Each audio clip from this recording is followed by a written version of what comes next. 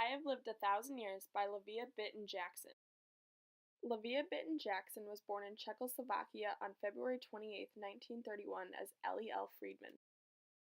Livia has a Ph.D. in Hebrew culture and Jewish history from the New York University and is a professor of Hebrew and Judaic studies at Herbert H. Lehman College of the City University of New York.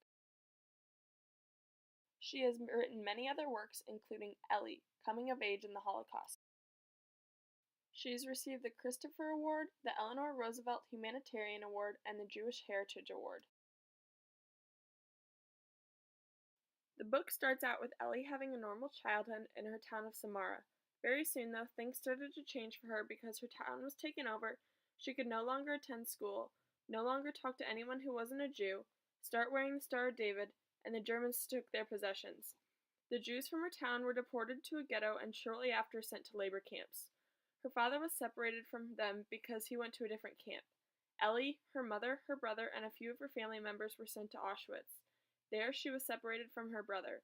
They lost all their possessions at the camp and had to get their heads shaven and arms tattooed with numbers. The food and work conditions were terrible, and it quickly took a toll on the prisoners. Ellie and her mother were moved to many different work camps, none better than the previous. Finally, their liberation was carried out in 1945 by the U.S. Army, and Ellie, her mother, and her brother were able to carry out their late father's dream of moving to New York. Livia didn't use any sources because it was her own stories. Also, she didn't need to use citation information because it was an autobiography.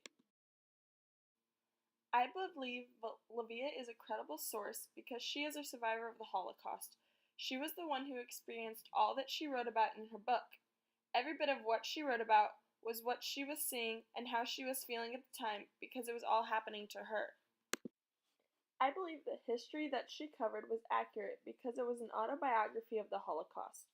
The events that she went through were all real events that not only happened to her, but thousands of others that were with her. She only knew what was happening to her and the others around her, so her story only works for her. The story also includes dialogue that might not have been exactly what was said. The dialogue was most likely used to make it more story-like. Even though her story may have a few flaws, it is still important and accurate because it can tell her experience and help further our knowledge of the Holocaust.